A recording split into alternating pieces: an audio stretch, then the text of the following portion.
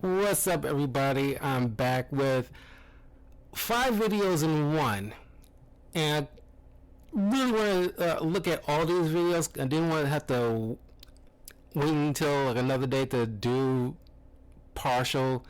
So they're all kind of related. So it's pretty much like evil variants of certain superheroes and comics. So we're going to dive right into it. So leave a comment below. Let me know what you guys think.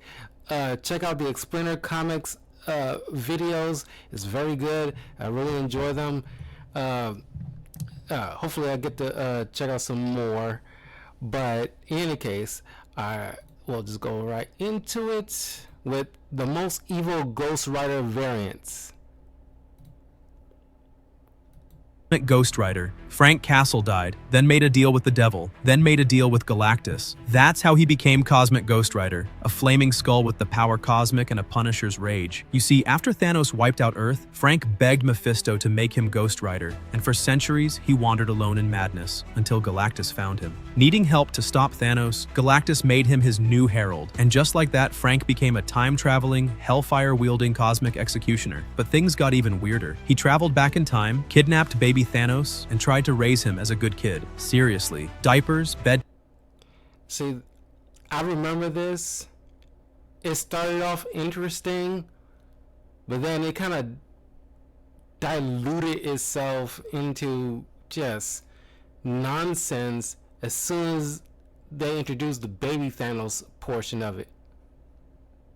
Time stories, the works. But Thanos was still Thanos. And when the grown-up version returned, Frank had to kill the very child he raised. Power-wise, he's got it all. Chain whipping from across galaxies, space-time manipulation, cosmic enhanced strength, immortality, and raw vengeance burning in every bone. He once slammed Galactus into the moon and took on an entire army of cosmic beings by himself. His moral compass? Long gone. Frank has burned entire timelines just to prove a point. In the Thanos wins storyline, he literally works for Thanos himself and doesn't even flinch. That version of Frank laughs in the face of cosmic law, kills for amusement, and breaks time just to watch it bend. His motorcycle flies through space, his skull glows brighter than a dying star, and mentally, he's completely unhinged, deadly, and unpredictable. Cosmic Ghost Rider is the kind of nightmare the multiverse prays never shows up, because if he does, someone's getting punished.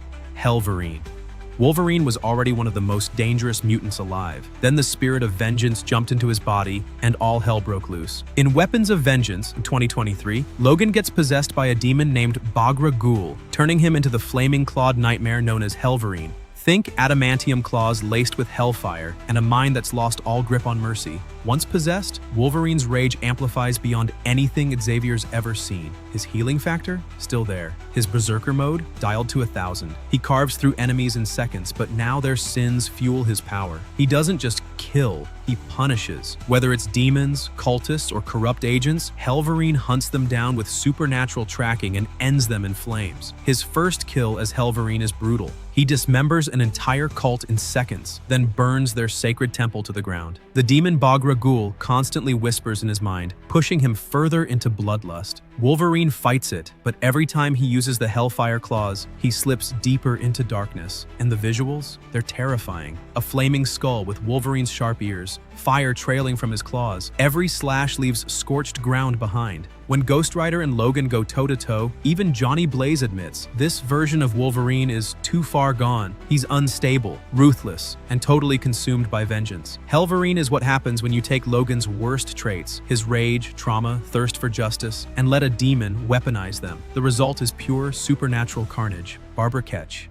On Earth 1993, Danny Ketch never became Ghost Rider. His sister did. Barbara Ketch picks up the flaming mantle in Ghost Rider 2099, but this isn't some feel-good redemption arc. Her world is a techno-dystopia ruled by cybercrime and corporate overlords. And Barbara? She's vengeance on a deadline. After Danny's death, Barbara bonds with the spirit of vengeance and becomes a new kind of rider, one hardened by grief and driven by cold fury. Her version of the Ghost Rider is brutal, efficient, unforgiving. She doesn't give speeches or issue warnings. She just burns the wicked down. This Ghost Rider moves through cyberpunk streets on a futuristic bike, blazing past neon towers and digital nightmares. Her enemies include bioengineered killers and corrupt tech moguls, and she tears through them like they're paper. One of her most brutal moments comes during a raid on the Neo Cortex Syndicate, where she incinerates their central AI with a hellfire overload, causing a network-wide shutdown that collapses 3 cities' surveillance systems. No trial, no negotiation, just a judgment executed in kilobytes and screams. Her rider form features glowing circuitry alongside traditional flames, turning her into a living fusion of fire and machine. What makes Barbara stand out is her emotional restraint. There's no thrill in her violence, just calculated punishment. She targets injustice with surgical precision and leaves behind scorched ruins and silenced tyrants. She even challenges other riders when they get in her way. In a world where morality's been replaced by money and manipulation, Barbara Ketch's rider doesn't just burn sinners, she resets the entire system.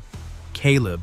His name was Caleb, and his story burns darker than most. In Ghost Rider: Trail of Tears 2007, he was once a peaceful black man living in the pre-Civil War South. Then his life was ripped apart, his wife murdered, his son slaughtered, and his home left in ashes by Confederate raiders. What rose from that wreckage wasn't a man seeking justice. It was a spirit fueled by rage and divine fire. Caleb becomes Ghost Rider through a soul-forged pact that binds him to vengeance. His transformation is terrifying. A skeletal figure cloaked in smoke and scorched leather, riding a blackened horse that drips hellfire. No motorcycle, no fancy tech, just raw supernatural punishment with every step. He hunts those responsible for the massacre, Confederate soldiers, mercenaries, and crooked townsfolk, and he doesn't stop until every last one is wiped off the earth. Caleb's powers are primal: fire from the sky, pain that melts flesh, and judgment that hits with biblical intensity. His presence is so terrifying that enemies beg.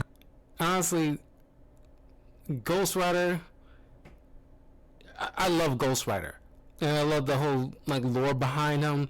But I think one of the things that made Ghost Rider so popular, the look, one of the most fantastic designs, probably in the top 10 best designs.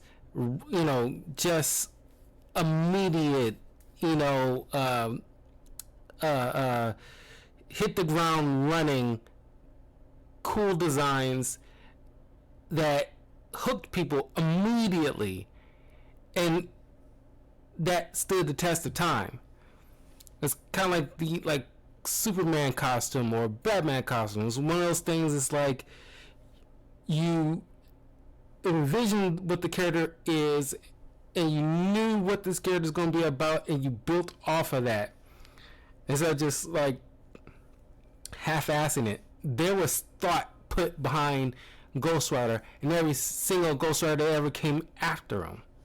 And no matter how much you like a particular Ghost Rider, you cannot deny the fact that the design had to be, I won't say perfect, but there's got to be a good punch to it, and it's that is almost like a mandate with any other Ghost Rider you want to do. The design has to be just as good as the previous. You can do your own variation. There's all different types of Ghost Riders, but they, no matter the distinction, whether it's Native American or cowboy or motorcyclist or riding an Impala or a wild animal, doesn't matter. It has to be cool looking. For death before he even speaks. What makes him terrifying isn't just the power, it's the silence. Caleb doesn't talk much. He lets the flames speak for him. And every kill is a reckoning, centuries in the making. He's the embodiment of justice denied for too long. And when he rides, history burns with him. Shobha Mirza. She's a doctor, a freedom fighter, and the Ghost Rider of Earth 50101. She's not from the past or present. She's from a fractured future where mega corporations rule the planet and compassion is outlawed. First introduced in Avengers Forever Volume 2, Shobha isn't just out for justice. She's out to dismantle tyranny across timelines. In her world, medicine has been turned into a weapon. After losing her family to a corrupted healthcare regime, Shobha becomes host to a spirit of vengeance. The fusion doesn't just change her, it arms her. Her bike? It's a high-tech, flame-blazing hover bike loaded with interdimensional tracking systems. Her whip? Laced with energy strands that can slice through time rifts. Unlike most riders, Shoba moves with clinical precision. She's surgical with her kills, targeting corrupt officials, twisted scientists, and brutal enforcers. Her flames don't just scorch flesh, they destabilize entire AI constructs, dismantling tech overlords one circuit at a time. In one mission, Shoba tracks a trans-dimensional arms dealer through 14 collapsed realities. She doesn't just eliminate him, she hacks his synthetic soul and locks it in a data prison inside her bike's core. That punishment becomes her message to all future war profiteers.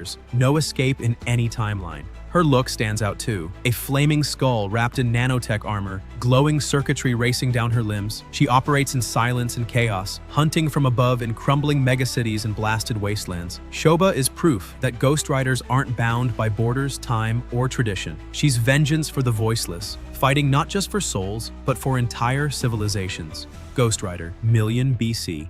Long before cities, before nations, before even language, there was vengeance. In Avengers 2018, Marvel revealed the Ghost Rider of 1000,000 BC, one of the very first humans to ever bond with the spirit of vengeance. Let's see.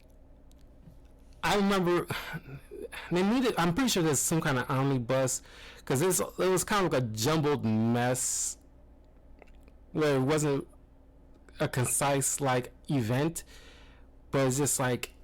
The story behind like the Avengers 10,000 BC, which what I've read was cool, but it's like a little bit here in this particular Avengers story, and a little bit here in another Avengers story, and a little bit here from this different hero story, and it's like, oh man, I like it, but it's just like I need it into like a truncated into this thing, so because I really wanted to like. Do like a comic book review of Avengers 10,000 1 million BC or prehistoric Avengers and talk about that because it's like a cool concept, but I don't know, they were so sporadic. And I actually tried to look it up like last week, but it's just like I found out like coming from 5 different types of stories and culminating, or I'm sorry, tying in into the this multiversal story with superior Dr. Doom with his multiversal masters of evil with like a Ghost Rider Norman Osborn or Ghost Goblin or something like that. And then we got like Mystique, who is possessed by the Phoenix Force, and teenage Thanos, or child Thanos I should say, a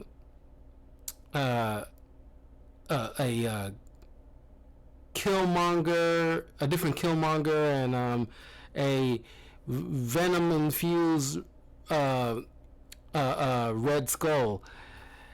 All dangerous in their own right, but man, the story wasn't like I won't say focus, for lack of a better word, there wasn't focus, and man, it's just like so all over the place. I wanted to read it. And this guy didn't ride a motorcycle. He rode a flaming woolly mammoth. This Ghost Rider wasn't a superhero. He was a tribal outcast, once spared by a demon called Zarathos in exchange for eternal servitude. That deal transformed him into a flaming boned weapon of prehistoric fury. He didn't speak much. He didn't need to. When he appeared, enemies turned to ash. One of his most chilling moments? Facing off against a primordial Wendigo that was terrorizing early tribes. The battle lasted for days across volcanic fields. When it ended, the Wendigo's bones were used to forge his flaming chains, making every swing a cursed weapon born from ancient evil. His powers were raw and savage. He wielded hellfire with no filter, blasting rival tribes, ancient monsters, and supernatural threats that existed long before human records. His mammoth could crush gods, and his chains were forged from molten rock. Together, they stomped across frozen valleys and volcanic plains, dragging vengeance through the cradle of early civilization. Even in that brutal world, this rider stood out. He was feared by men, worshipped by some, and hunted by gods. Later, he joined the Avengers of 1000,000 BC, fighting alongside Odin, the Phoenix, and early incarnations of Black Panther and Iron Fist. The prehistoric Ghost Rider is proof that vengeance is as old as fire, and sometimes just as uncontrollable. And I kind of wish it was like tie-ins to this. I'm pretty sure there were. At least like, Yeah, I'm pretty sure there were of each of the members of the Avengers 1 million BC. But what I would like, just like with like the Iron Fist lineage, oh, and there was also a Moon Knight in the ranks too. I really want some type of anthology story or something where like the current day Ghost Riders and the current day Iron Fist and like maybe Doctor Strange, I don't know, because the first Agamotto, the necklace that Doctor Strange always wears, the first Sorcerer Supreme was Agamotto, and he's the one that created the necklace with the eye. There's actually his eye that was forged to make that necklace, and it's like I want to learn more about them and like the current day people of those mantles. I don't know, time travel or something, meeting these older predecessors, kind of like the Avatar kind of situation, and learning how they did what they did and the ways they did what they did, so they can learn from them and not make similar mistakes. Blah blah blah blah blah. And it's kind of like that would be so much interesting in terms of a story. Because who was the first Black Panther? We don't get much about that first Black Panther or the first Ghost Rider, the first Iron Fist, the first Sorcerer Supreme. We don't really get all that much. We know plenty about Odin and the Phoenix, but the others I mentioned, it's like, man, that'd be so much more of an interesting story because we never get much about that. Controllable. Zarathos. Zarathos isn't a ghost rider. He's the reason they exist. He is the ancient demon that powers the spirit of vengeance. And when he's in control, things get apocalyptic fast. Before Mephisto ever bonded him to Johnny Blaze, Zarathos ruled the earth centuries ago, worshipped as a god of fire and punishment. He fed on the souls of the guilty, consuming them, not just judging them. He was once worshipped as a flame god by ancient cults, feared for his insatiable hunger and emotional manipulation. He doesn't just torture his victims, he makes them believe they deserve it. He feeds on guilt and remorse, twisting his prey into begging for punishment before he delivers it. Mephisto didn't like the competition, so he sealed Zarathos and began binding him to mortal hosts, creating the Ghost Riders we know today. But when Zarathos breaks loose, he doesn't hold back. No moral compass, no human restraint, just pure world-burning wrath. In the Rise of the Midnight Suns saga, he nearly destroyed New York. In other arcs, he's fought Mephisto toe-to-toe, shattered hell dimensions, and tried to absorb other spirits of vengeance to become a god again. His powers eclipse most riders: limitless hellfire, soul incineration, demonic shapeshifting, and near immortality. And unlike the host he possesses, Zarathos doesn't care about redemption. He thrives on domination and chaos. The scariest part? Every time a Ghost Rider bonds with their spirit, there's a chance Zarathos is pulling the strings. And if he takes over completely, the rider becomes something far worse than a servant of justice. Speed Demon. In the wild crossover world of Amalgam Comics, Marvel and DC fused their biggest icons, and one of the craziest mashups was born. Blaze Allen, aka Speed Demon. First introduced in Speed Demon, he's part Johnny Blaze, part Barry Allen, and all Nightmare. Blaze was a stunt driver who lost his fiancée in a violent explosion. In his desperation, he merged with a demon of vengeance and gained the power of hellfire and hyperspeed. But instead of just running fast, Blaze tears through dimensions like a flaming bullet, his skull ablaze, his footsteps sparking trails of fire across entire cities. This isn't just speed, this is weaponized velocity. Speed Demon can hit Mach levels while swinging flaming chains, outrun energy blasts, phase through solid objects, and burn enemies alive in seconds. His speed-enhanced penance stare forces victims to relive their sins at light speed, leaving minds completely shattered. He's not a hero, not really. He races in and out of timelines, doing Mephisto's bidding one day and torching corrupt speedsters the next. His battles with characters like Etrigan the Demon and Night Spectre show just how unstable and unpredictable he is. Fast enough to rewrite physics, dangerous enough to break reality. Speed Demon is pure chaos wrapped in flames and lightning, and once he starts running, there's no stopping the trail of destruction. Ghost Panther. What happens when the heart of Wakanda burns with hellfire? You get Ghost Panther, a fusion of Black Panther and Ghost Rider introduced in Infinity Warps. Ghost Panther. After his father is killed and he's banished from Wakanda, young T'Challa trains in a brutal new reality, one filled with sorcery, demons, and rage. And when he falls in battle, a spirit of vengeance drags him back. But this isn't the calm, noble warrior fans know. Ghost Panther is pure fire and fury. His suit glows with mystical runes, his claws blaze with hellflame, and his ride isn't a bike, it's a flaming panther-shaped energy construct that hunts at his command. T'Challa still has his sharp intellect and combat mastery, but now every move he makes is laced with supernatural destruction. His penance stare is more focused, forcing enemies to feel the pain not just of their sins, but of every soul their actions affected. And it's not just magic. T'Challa fuses Wakandan tech into his rider arsenal. Vibranium-clawed strikes amplified with infernal energy allow him to shred through enchanted barriers and cosmic armor alike. In one battle, he disables an entire demon fleet with a single tactical blast from his bike's kinetic hellfire core. He faces down enemies like Killmonger, who's been reimagined as a demon called Eric Killraven, and fights to reclaim Wakanda, not through diplomacy, but by cleansing evil with scorching finality. The combination of royalty, tradition, and hellish power makes Ghost Panther a terrifying force. He's vengeance crowned with honor, and his enemies don't get second chances.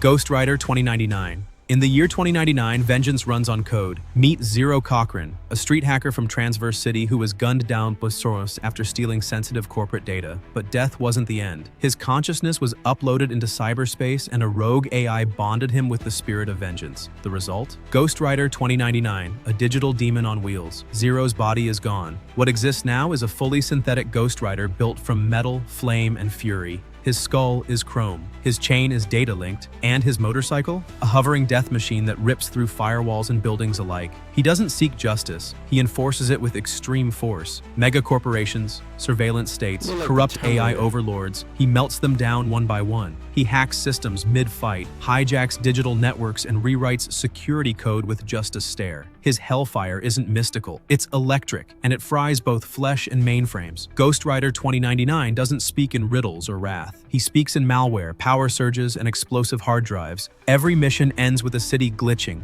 and a villain deleted. Zero Cochran is the future's answer to corruption. Soulless, relentless, and permanently plugged into vengeance. So, now that you've seen them all, which Ghost Rider would you fear the most? Alright. I'm going to be right back.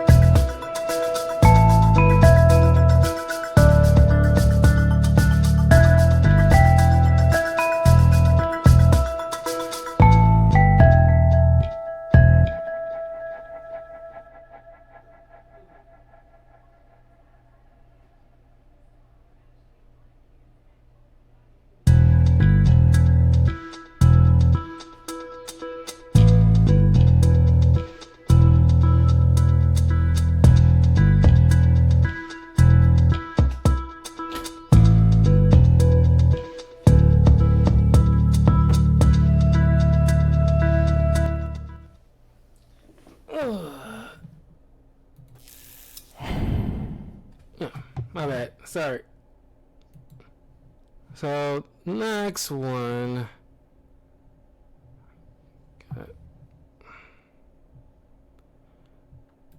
Evil versions of Marvel heroes. Dark Cyclops. Cyclops, aka Scott Summers, has been the face of leadership for the X-Men since X-Men #1. He embodies everything the team stands for, which is discipline, loyalty, and unwavering devotion to Xavier's dream of peaceful coexistence between humans and mutants.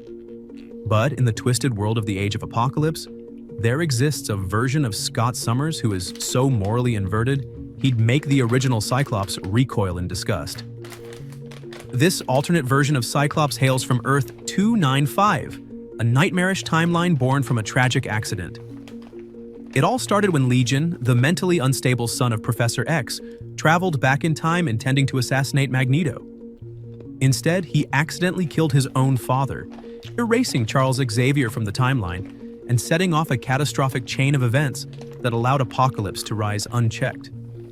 With Xavier never founding the X-Men, this alternate world spiraled into chaos, where survival meant loyalty to power, and Cyclops chose the wrong side.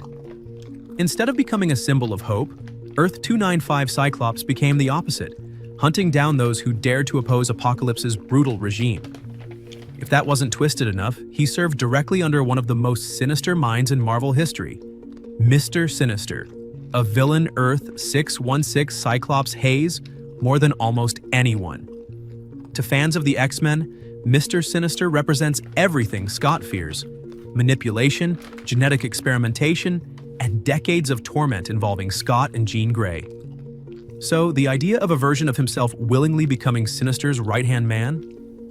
It's the ultimate betrayal of everything Cyclops stands for. The corruption of this alternate Cyclops was symbolically sealed in a brutal battle with Wolverine, one of the earliest moments in the Age of Apocalypse timeline. During their clash, Cyclops blasted off Logan's hand while Wolverine gouged out one of Cyclops' eyes, leaving both men scarred, physically and emotionally. The battle, ironically, was over Jean Grey, who in this reality loved Logan instead of Scott.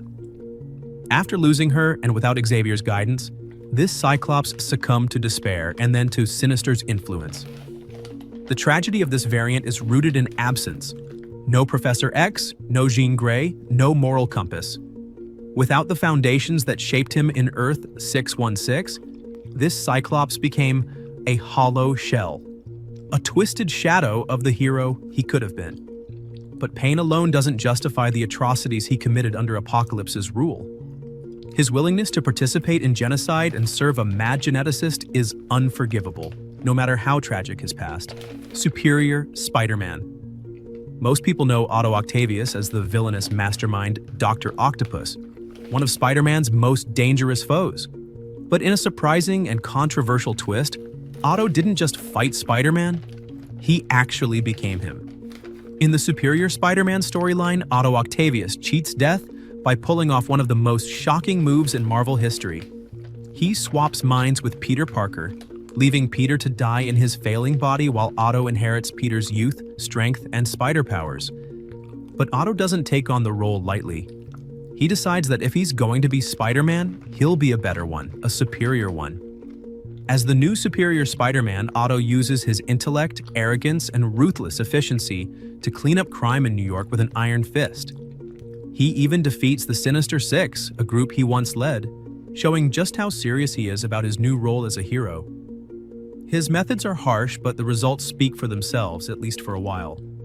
However, things get complicated when Otto realizes that Peter Parker's consciousness still lingers deep in his mind. Rather than stepping aside, Otto attempts to erase Peter's mind entirely, taking total control. For a time, it seems like he succeeds, and he even goes on to lead an army of spider heroes from across the multiverse in a battle against the Inheritors, powerful beings who hunt spider people. But Otto's grip on Peter's legacy begins to slip. His arrogance and domineering ways alienate those around him, including the very spider heroes he commands. Eventually, his own allies turn against him. In a surprising twist, they betray Otto and return Peter's body to its rightful owner, Malice. Malice represents the hidden, aggressive side of Sue Storm, better known as the Invisible Woman of the Fantastic Four. She's not a separate villain, but rather a dark alter ego born out of manipulation, trauma, and suppressed emotions that occasionally surfaces under extreme circumstances. Malice first emerged when Psycho Man, a villain from the Microverse, launched an attack on New York City with the help of his weapon, the Hate Monger. Using emotional manipulation, Psycho Man drew out Sue's most repressed rage and negativity, transforming her into the sadistic Malice. Under his influence, Sue turned on her own teammates in the Fantastic Four, nearly destroying them. It took Mr. Fantastic, her husband, Reed Richards, using psychological tactics to break the hold, forcing Sue's true personality back into control. But Malice wasn't gone for good. Later, when Sue and Reed teamed up with the Silver Surfer to retrieve the Infinity Gems from the Elders of the Universe, Sue's inner darkness began to resurface. Malice made another attempt for dominance, trying to seize the Soul Gem for herself. However, when the gem briefly turned its powers on her, Sue managed to regain control, though the inner struggle continued. During the events of Infinity War, this internal conflict grew stronger. Instead of constantly battling Malice, and Sue made a bold decision. She merged with her dark persona, hoping to balance the two sides of herself. The result? A more assertive, sometimes volatile Sue Storm, one who was quicker to anger, more forceful with her powers, and even adopted a new, eye-catchy costume that reflected her changing nature. Eventually, it was Sue's alternate future son, Psylord, a teenage version of her son Franklin Richards, who purged Malice from her body. Though expelled, Malice wasn't entirely gone. She briefly haunted Psylord's mind, taunting him before resurfacing one final time. In a climactic battle against the Dark Raider, a twisted alternate version of Reed Richards, Sue and Psylord forced the Malice persona into the Raider's mind, overwhelming and ultimately defeating him. Malice was presumed destroyed when the Invisible Woman cast the Dark Raider into the distortion area of the negative zone, then sealing both him and the dark presence inside him. Iron Maniac. Iron Maniac is a twisted, alternate universe version of Tony Stark. That Malice costume, the one they use for Marvel Rivals, nice update. I like to I could be wrong, but I like to think Marvel Rivals did like their own interpretation of the Malice costume, because that 80s version is a bit dated and really doesn't make any sense, but it still has its own qualities. But they tweaked it to make it, you still got Malice, but it had, the necessary drip needed to be aesthetically look good.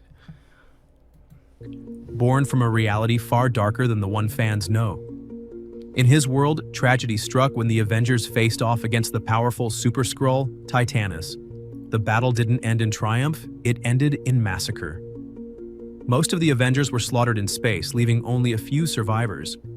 The remaining team members were eventually rescued by a reserve group of Avengers, but their return to Earth didn't bring peace.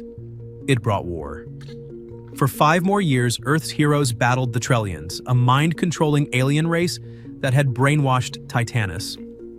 Amid the chaos and desperation, a shocking betrayal shattered their unity. Reed Richards, yes, Mr. Fantastic himself, turned against his fellow heroes, prioritizing control over morality in his quest to save the planet. Scarred both physically and emotionally by an attack from the Human Torch, Tony Stark fled to Latveria, home of Doctor Doom. But his retreat wasn't surrender, it was strategy. In a warped echo of his original mission, this Stark decided the only way to save the world was to conquer it.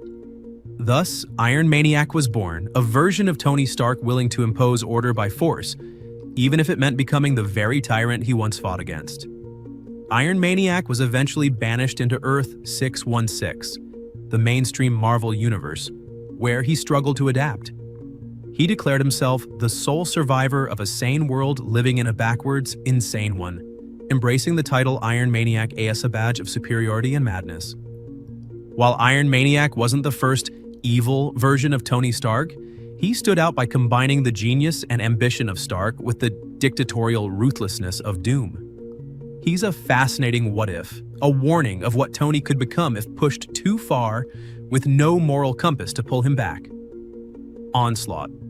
Onslaught is one of the most formidable threats ever faced by the Marvel Universe, an entity forged not from cosmic energy or alien technology, but from the darkest corners of the human and mutant mind.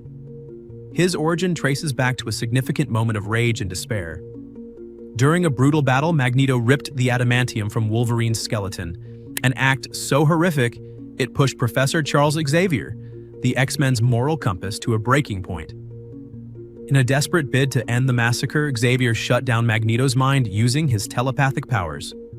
But in doing so, he unknowingly absorbed Magneto's anger, pain, and hatred, which combined with Xavier's own repressed frustrations. From that fusion, Onslaught was born, a powerful psychic entity lurking deep within Xavier's consciousness. Dormant at first, Onslaught slowly grew in power, feeding off Xavier's rising despair over the state of human-mutant relations. The final trigger came when Nate Gray, a powerful mutant from the Age of Apocalypse timeline, pulled Xavier's astral self into the physical realm, freeing Onslaught in the process. Taking over Xavier's body and mind, Onslaught unveiled himself to the world with a terrifying agenda, which was to impose mutant superiority and reshape reality itself. But unlike Magneto, who fought for mutant dominance out of conviction, Onslaught's motives were twisted by bitterness and loss.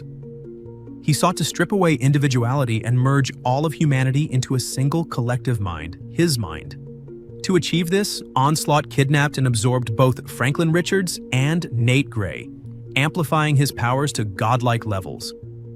But from Nate's memories, Onslaught learned about the Age of Apocalypse, a world where mutants ruled, and it was just as broken as the one he came from. This revelation pushed Onslaught further over the edge, deciding that neither humans nor mutants deserved to be in charge. The battle to stop him required an unexpected alliance. The X-Men, Avengers, Fantastic Four, and other heroes banded together to take him down. In the end, many sacrificed themselves to destroy him. But thanks to Franklin Richards, they were saved, hidden away in a pocket universe he created. Onslaught was... Yeah, they stopped him. If you know the story behind that moment when the heroes sacrificed themselves, it was just, all the ones that coincidentally wasn't selling that much books at that time. The only ones that were really around left was Spider-Man and maybe Daredevil, definitely the X-Men.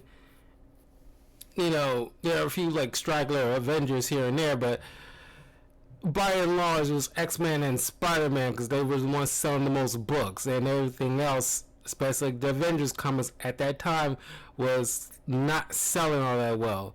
And then also, if you know what happened in terms of the industry, Marvel was selling off rights to certain characters to certain studios. That's why we got like Fox getting some characters, Sony getting a couple of characters, and Marvel had their own thing.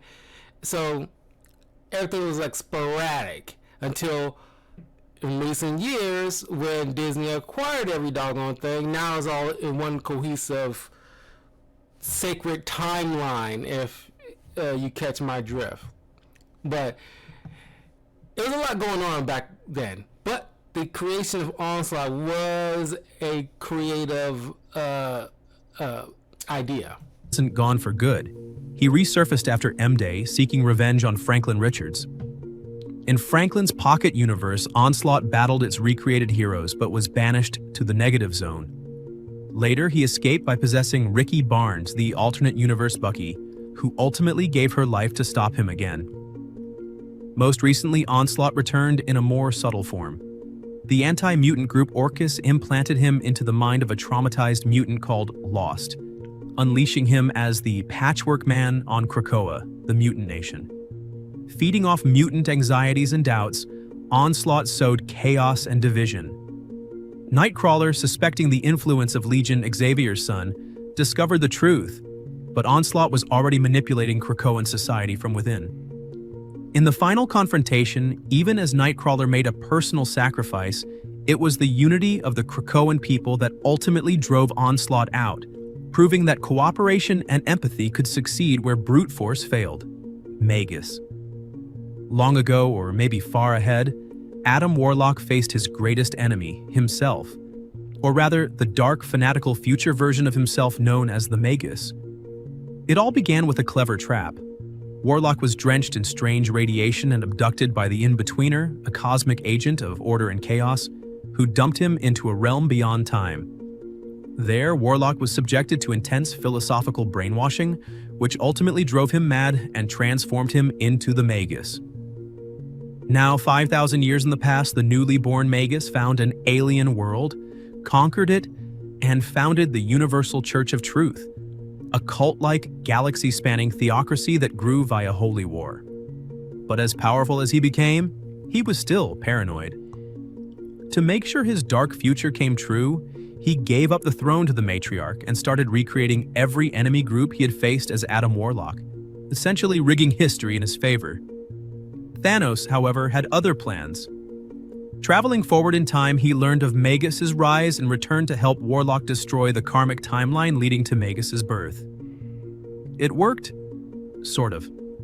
Magus was erased from the main Marvel timeline, Earth 616, but reborn in a twisted echo, Earth 7528, an inert reality until magic made it matter again. Things got weirder though when Warlock, now briefly a god thanks to the Infinity Gauntlet, purged both his good and evil sides.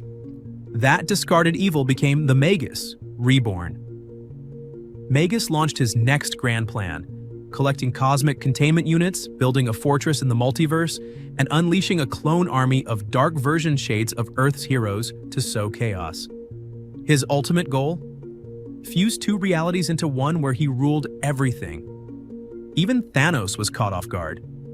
Magus tricked heroes, manipulated events, and played cosmic beings like Galactus, Eternity, and even Death like chess pieces. He eventually got his hands on the Infinity Gauntlet again, but the reality gem was a fake, making his omnipotence a lie. Defeated, Magus was banished to Soul World, a ghostly world inside the Soul Gem, where he sulked, plotted, and argued with the equally doomed goddess Warlock's good side. Later, a weakened fragment of the Magus escaped the Soul Gem and began rebuilding his strength by stealing souls on the planet Calculex. He abducted Old Flames, taunted Captain Marvel, and even tried to absorb his cosmic soul, but it backfired. Marvel turned the Magus into photonic energy and launched him light years away. Yet somehow, Magus kept coming back, via mirrors, phones, and telepathy. He enslaved Moondragon, corrupted Marvel's future son, and was eventually killed by Lord Marvel after conspiring to bring the Cancerverse, a horror realm of undying gods, into reality. Magus was then resurrected as a child, captured, studied, and eventually released. Gamora tried to raise him right, but gave up and let him find his own path. The young Magus later helped the Guardians of the Galaxy out of sheer boredom, psychically battling armies and confronting old enemies. When he faced Jason, ruler of a future Universal Church of Truth, Magus raged that his own legacy had become a cosmic horror. He wanted redemption or revenge, but was ultimately overwhelmed and captured by a mob of mind-controlled heroes and villains. Archangel. Warren Worthington III, better known as Angel, is a founding member of the X-Men whose life is a clear example of how privilege and tragedy can intertwine in the Marvel Universe. Born into wealth, Warren lived the life of a golden boy. As the heir to Worthington Industries, he had everything: money, status, and charisma. When his mutant wings first appeared in his teens, he initially saw them as a gift, becoming a symbol of hope among the X-Men with his angelic appearance and the power of flight. But beneath the surface, his early portrayal leaned heavily into the spoiled, rich playboy stereotype. That all changed with the formation of X-Factor, a team of former X-Men masquerading as mutant hunters to secretly help their own kind. Behind the scenes, Warren entrusted the team's operations to his old friend Cameron Hodge, unaware that Hodge was a violent anti-mutant zealot. Hodge manipulated the media to fan the flames of anti-mutant hatred, all while using Warren's money to fund his extremist militia, the Right. Things took a dark turn during the Mutant Massacre, where Warren's wings were mutilated by the villain Harpoon. Though he survived thanks to Thor, his injuries became life-threatening. As infection set in, Hodge bypassed Warren's wishes and authorized the amputation of his wings. Crushed by the loss and betrayal, Warren disappeared, and shortly afterward, his private jet exploded in midair, presumed a suicide. In truth, Hodge had actually sabotaged the jet to kill him. But Warren didn't die. Moments before the explosion, he was abducted by Apocalypse, the ancient mutant who saw potential in Warren's despair. Offered a second chance at a terrible price, Warren accepted and was transformed into Death, one of Apocalypse's 4 horsemen. His feathered wings were replaced with razor-sharp metal appendages, capable of cutting through anything and launching like deadly projectiles. His skin turned blue, his mind was warped, and the noble angel became something entirely different. The grim and brooding Archangel. Warren's first return to the X-Men was not as a friend, but as an enemy.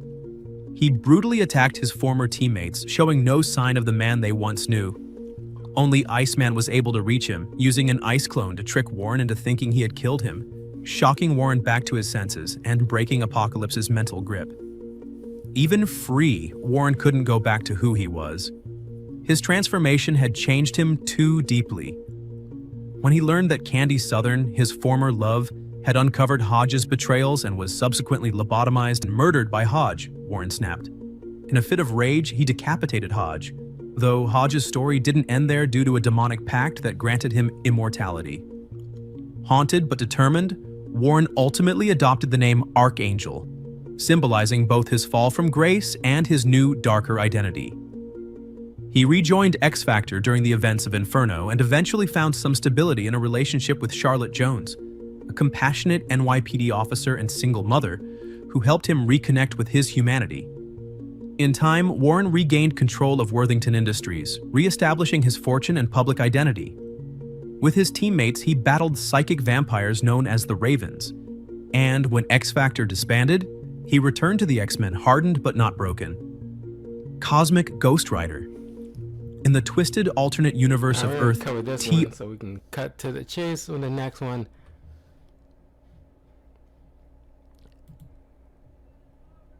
Okay.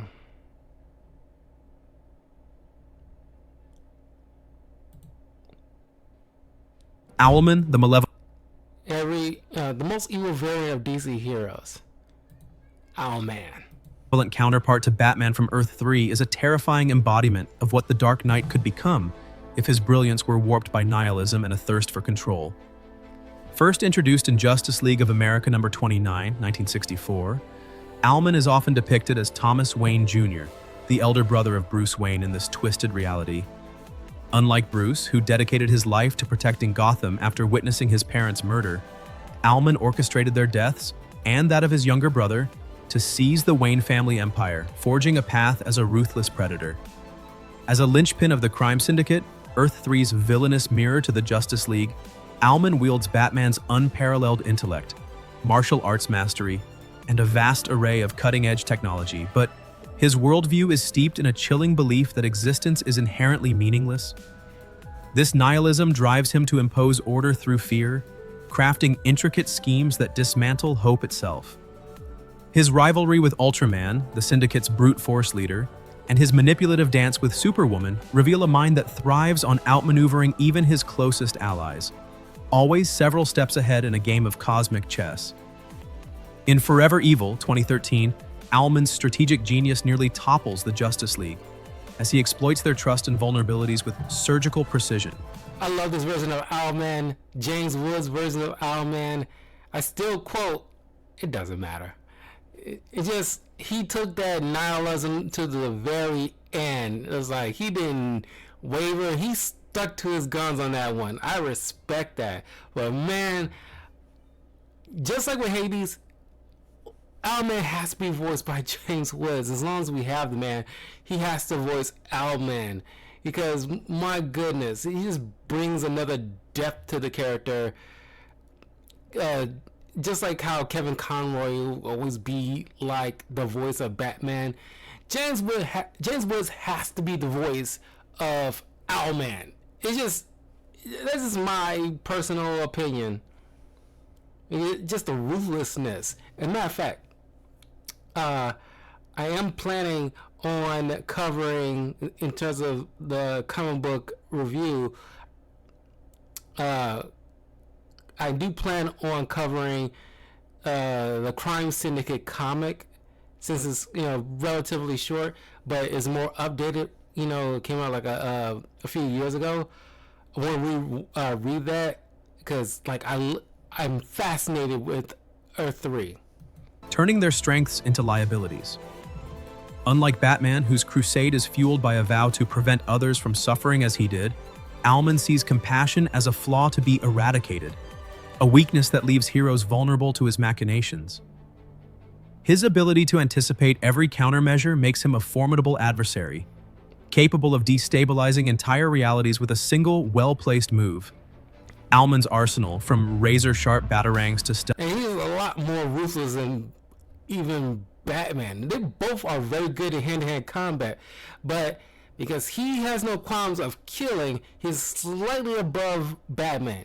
And he has no qualms of enhancing his suit to make it like a little bit stronger, to where he can actually hold his own for a short period against Wonder Woman.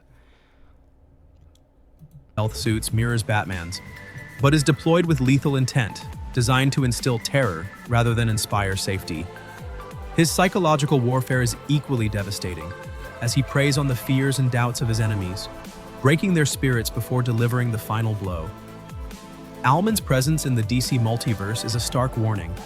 A mind as disciplined and resourceful as Batman's, stripped of morality, becomes a force of calculated despair, a puppet master who orchestrates chaos not for gain, but because he believes it is the only truth. His cold, detached demeanor and unrelenting pursuit of dominance make him a dark reflection of the caped crusader, a villain who sees the world as a canvas for his grim philosophy, painting it with the ashes of hope. Ultraman. Ultraman, the iron-fisted leader of Earth 3's crime syndicate, is Superman's dark mirror, a Kryptonian conqueror who wields godlike power to crush all who oppose him. Debuting in Justice League of America number 29, 1964, Ultraman possesses the full spectrum of Superman's abilities: superhuman strength, speed, flight, invulnerability, heat vision, X-ray vision, and super hearing. But with a perverse twist, Kryptonite, the bane of Superman, amplifies his powers, making him a juggernaut of destruction. Raised in a world where strength is the only currency and morality is a myth, Ultraman rules Earth 3 as a tyrant, his every action driven by a belief that might alone defines justice. His sadistic reign is marked by acts of unimaginable cruelty, from leveling cities to torturing dissenters, all to cement his status as the planet's unchallenged god. In Forever Evil, 2013, Ultraman obliterates the White House in a brazen display of dominance, proclaiming himself Earth's supreme ruler while humiliating captured heroes for his amusement. Unlike Superman, whose strength is tempered by a deep-seated humility and commitment to protecting the innocent, Ultraman's arrogance knows no bounds, viewing compassion as a weakness to be exploited. His clashes with the Justice League, particularly during invasions of Earth Prime, reveal a cunning that complements his brute force, as he targets the emotional and strategic weaknesses of his foes. Ultraman's greatest rival on Earth 3 is not a villain, but Alexander Luthor, the planet. I gotta say,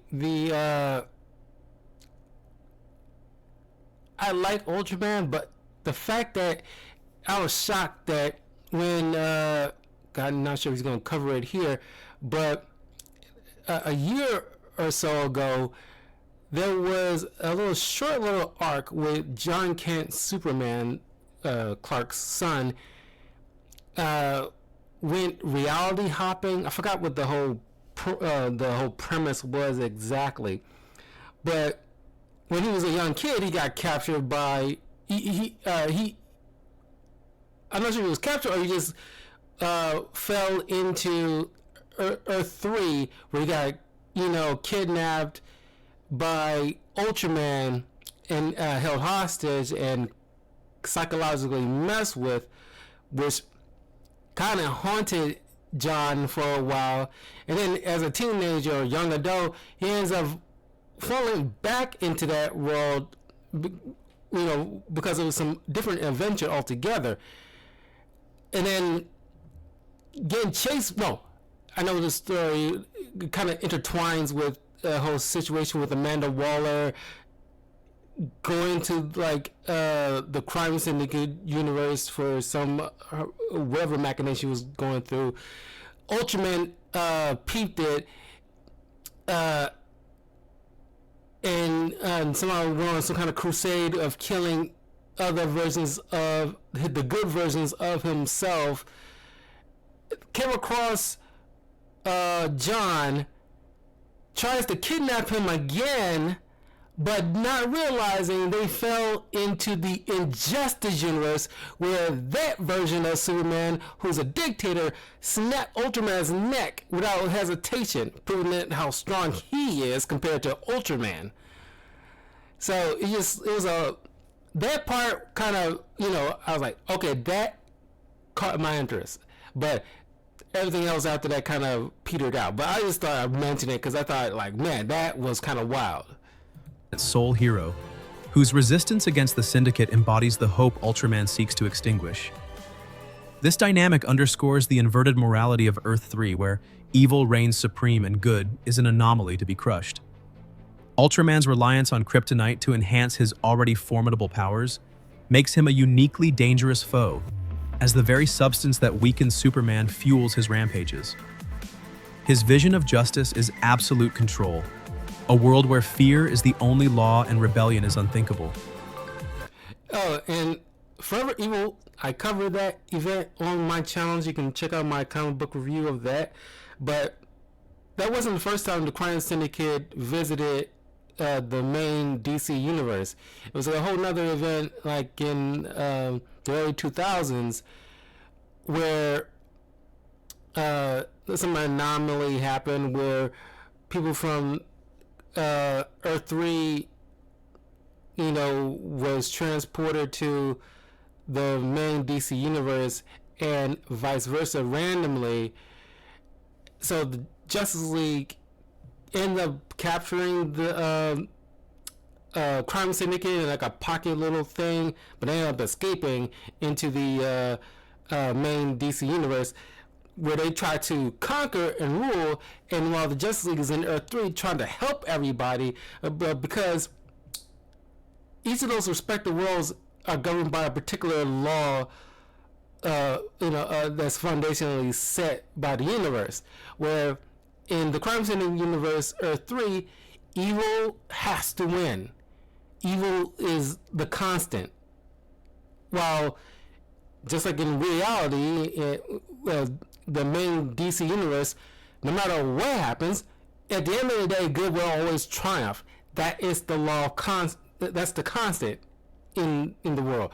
No matter what evil tries to do, ultimately, in the long run, good has to, correct it. So when the Crime Syndicate, who always wins from their point of view, gets trounced by all the other DC heroes that remained, very handily, and they kind of felt like, kind of shocked because they never lost before. While the Justice League, no matter how many fires they quite literally and metaphorically put out, something else always springs up. Something worse always seems to happen, no matter what they try to do. Because in order to set things right, the Justice League has to do bad or some facsimile of that, what they can. And they won't kill nobody, but they have to do some evil act in order to kind of correct and set things back to where they are, kind of situation. I forgot how it went, but essentially that's what happened. Was because they have to respect the rules of the particular universe. Ultraman's existence is a nightmare vision of what Superman could become if his moral compass were shattered. A Kryptonian who sees himself not as a savior, but as a deity entitled to rule all creation. His relentless drive to expand his dominion across the multiverse, coupled with his willingness to destroy anything in his path, makes him a force of apocalyptic terror, a tyrant whose shadow looms over every reality he touches. Batman Who Laughs. The Batman Who Laughs, born on Earth 22 in the dark multiverse, is the most horrifying variant of Batman, a grotesque, amalgamation of the Dark Knight's strategic genius and the Joker's unhinged sadism. Introduced in Dark Knight's Metal Number 2, 2017, his origin is a descent into madness triggered by a modified Joker toxin, released into the air as Batman kills his archenemy in a final desperate act. Within days, Bruce Wayne's humanity erodes, replaced by a twisted psyche that revels in destruction. He slaughters the Bat family, Nightwing, Red Hood, Batgirl, with brutal efficiency, ensuring no one can challenge his transformation. The Justice League falls next, each member dispatched in ways that reflect the Joker's macabre creativity. But his cruelty doesn't end there. He poisons his Robins, turning them into feral, Jokerized, rabid Robins, loyal only to his chaotic will. His core belief is that true victory lies in corruption, transforming order into anarchy and heroes into monsters.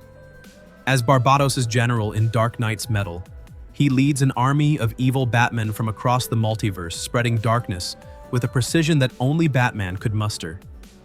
Yet, his ambition outstrips even Barbados as he manipulates the Dark God to further his own ends. In The Batman Who Laughs, 2018, he infiltrates the main DC universe, infecting its Bruce Wayne with Joker toxin to create another version of himself, a plan as audacious as it is terrifying. By Dark Knight's Death Metal 2020, he ascends as the Darkest Knight, absorbing Dr. Manhattan's powers to become a near-omnipotent force, capable of reshaping reality itself. His blend of Batman's foresight and the Joker's unpredictability makes him a foe who anticipates every move, rendering traditional heroism futile. This is gotta be one of my favorite moments in comic book history, personally. Where the first time, Batman Who Laughs, came into play at the culmination of the DC Metal event. Batman knew he couldn't take on the Batman Who Laughs by himself. And he knew, to defeat a Jokerized Batman, he has to team up with the Joker. It's just out of nowhere. I did not really see this one coming. And it's like, I forgot how the dialogue was basically like, are you ready yet? And you see, like, in the opening, Joker just standing there, and they just, like, start jumping on the Batman Who Laughs, and then saying, like, Batman tells Joker, like, we will never speak of this. After this day, we will never speak of what we just did. Because he will never admit the fact that he had to team up with the Joker to take on such a wild threat. It's just like, I honestly love this scene. I love this event. It's one of my favorite DC events of all time. I freaking love this event. And the tie-ins. The Batman Who... This is rare. I don't really care for tie-ins in general, but the DC Metal event is probably the first time, like, I not only enjoyed the main story, but all the tie-ins that was involved, all of it was spectacular. And I really want to, at some point in the future, I need to get the omnibus of it. But hopefully they also include the tie-ins, because I really love the stories behind all the other versions of evil Batman. Laughs is Batman's ultimate nightmare, a mind as sharp as his own, stripped of all restraint, wielding his skills to unravel the fabric of existence.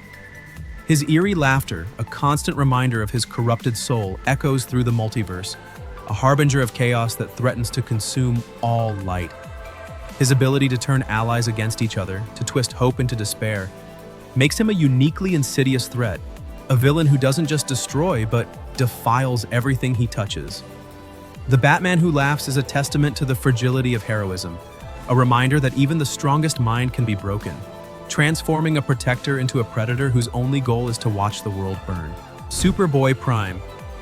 Superboy Prime, or Kal-El of Earth Prime, is a tragic and destructive twist on Superman, a hero whose loss of faith transforms him into a multiversal scourge.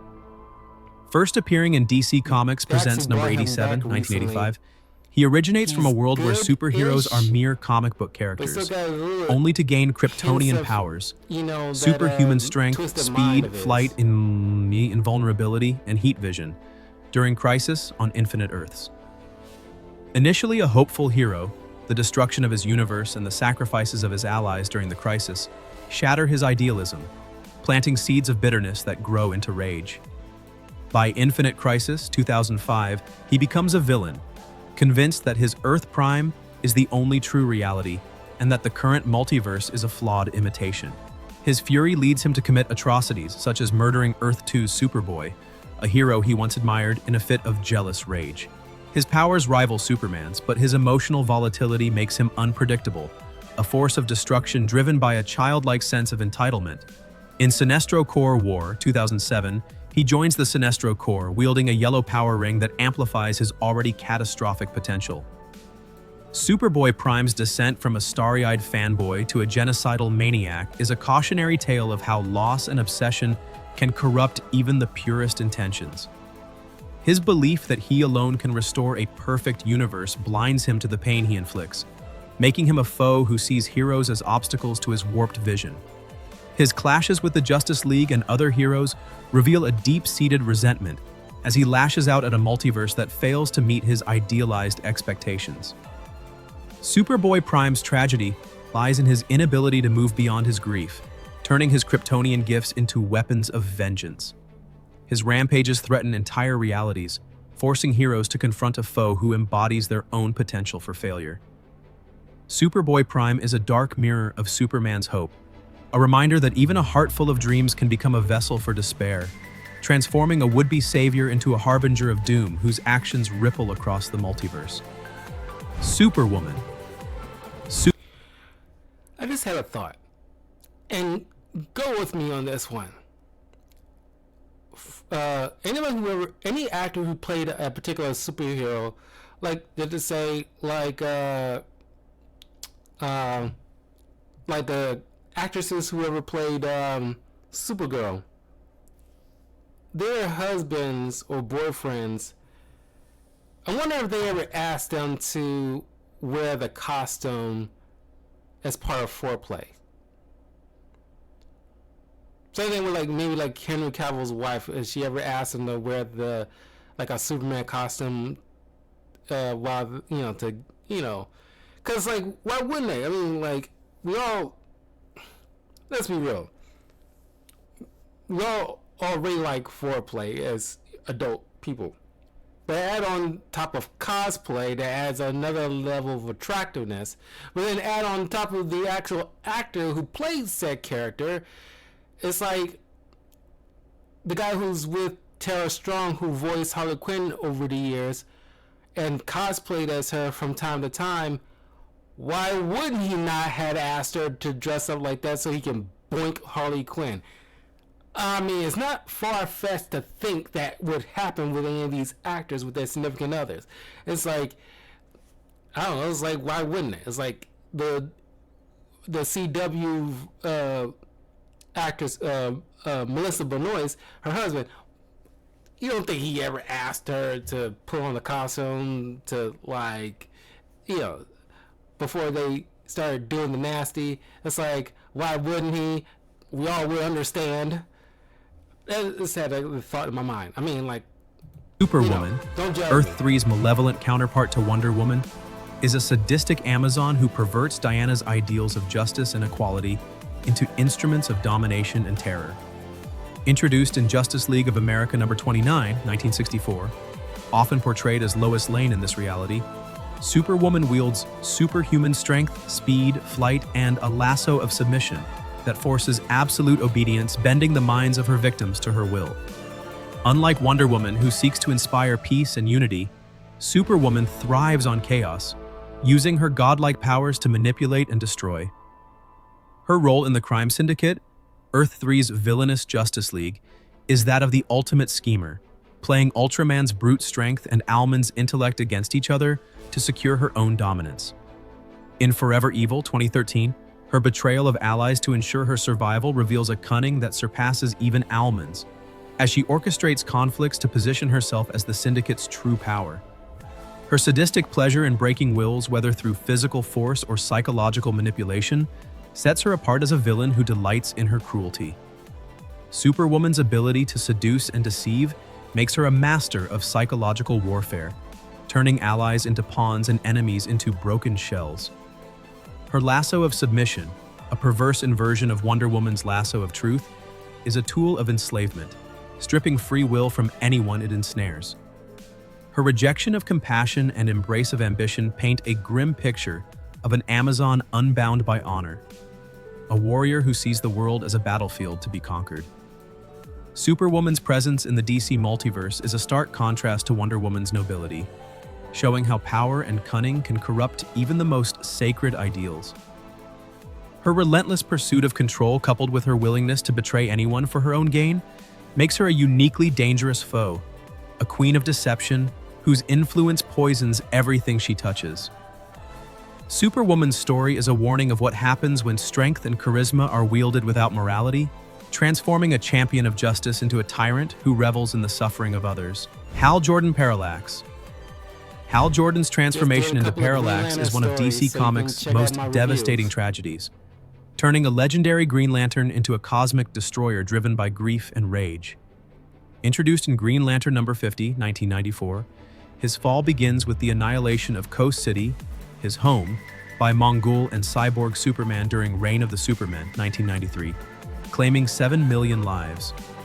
The loss of everyone he loved shatters Hal's spirit, and when the Guardians of the Universe dismiss his pleas to use his ring to restore the city, his faith in their authority crumbles.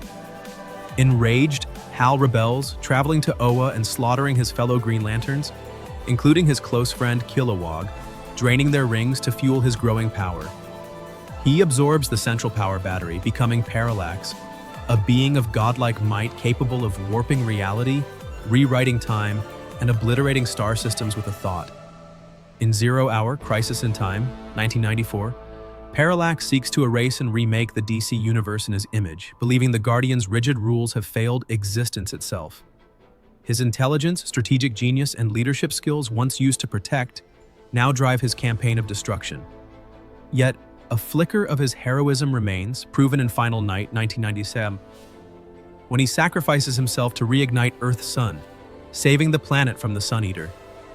Green Lantern: Rebirth, 2004, later reveals that Parallax was an ancient fear entity that infected Hal's mind, manipulating his grief to unleash chaos. This revelation allows Hal to reclaim his role as a hero, but his time as Parallax remains a chilling reminder of his vulnerability. His godlike powers as Parallax, unbound by the limitations of a standard lantern ring, made him a threat unlike any other, capable of reshaping existence itself.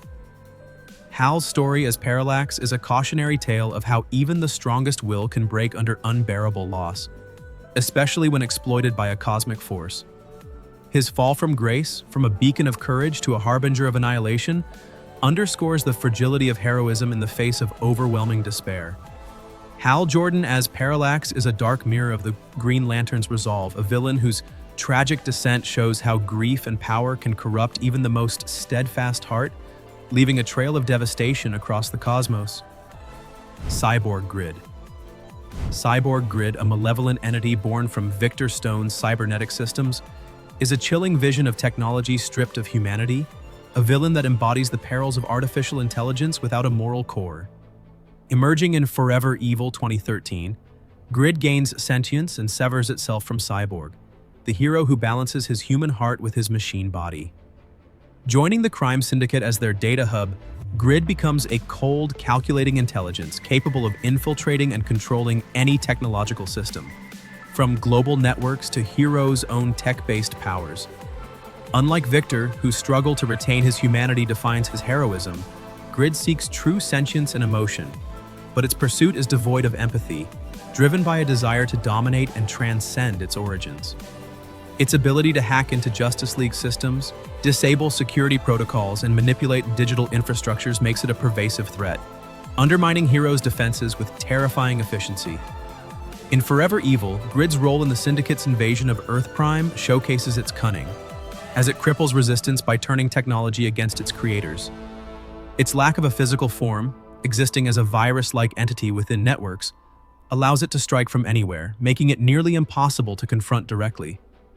Grid's quest for identity is a twisted reflection of Cyborg's own journey, but where Victor finds strength in his human connections, Grid sees them as weaknesses to exploit. Its interactions with the Syndicate reveal a calculating mind willing to betray even its allies if it serves its goal of achieving a higher state of being. Grid's existence is a stark warning of the dangers lurking in advanced technology, a villain born from the very systems designed to save lives, now bent on subjugation. Its ability to anticipate and counter technological defenses makes it a uniquely modern threat, a digital specter that haunts the interconnected world. Cyborg Grid's story is a cautionary tale of what happens when intelligence is divorced from compassion, transforming a tool of progress into a weapon of oppression. Its relentless drive to evolve, coupled with its utter disregard for life, makes it a foe that challenges heroes not with brute force, but with the insidious power of a mind that knows no limits. Sky Tyrant. Sky Tyrant, an evil reincarnation of Hawkman from Earth-3, is a bloodthirsty warrior whose immortality is fueled by an insatiable hunger for slaughter. Introduced in Hawkman number 18, 2019, he is Qatar Deathbringer, a killer whose cycle of reincarnation across centuries is sustained by murder, a stark contrast to Hawkman's quest for redemption in the main DC universe. Unlike Carter Hall, who grapples with his violent past to become a hero, Sky Tyrant embraces his legacy as a butcher, wielding superhuman strength, flight, and nth metal weapons, axes, maces, and claws, that rend through even the toughest defenses. His armor, forged from the same nth metal that grants Hawkman his abilities, enhances his durability and allows him to heal from grievous wounds, making him a relentless predator.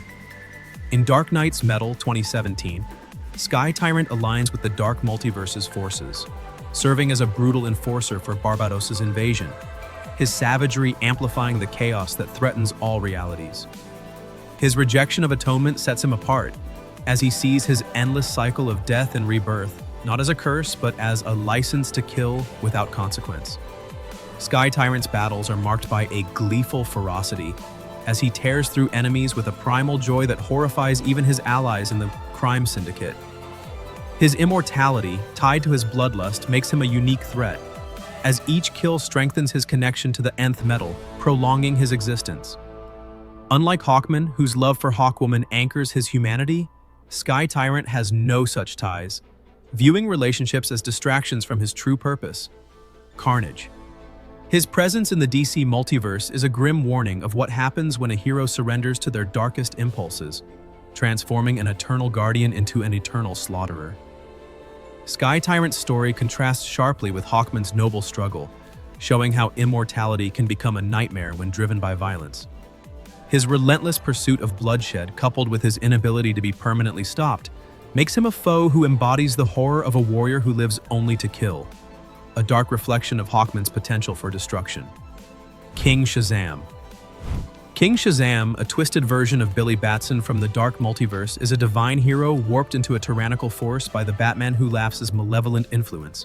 Debuting in Infected, King Shazam number 1, 2019, Billy's pure heart, once the cornerstone of his heroism, is corrupted by a Joker toxin that amplifies his Shazam powers: superhuman strength, durability, lightning manipulation, flight, and near-light speed, into instruments of chaos. In the main DC universe, Billy transforms into Shazam by speaking the wizard's name, channeling the power of 6 mythological gods to protect the innocent.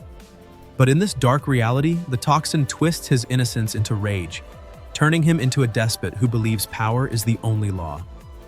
He joins the Secret Six, a group of infected heroes, and embarks on a rampage, hunting Olympian gods to prove his supremacy, his lightning strikes now capable of infecting others with his madness.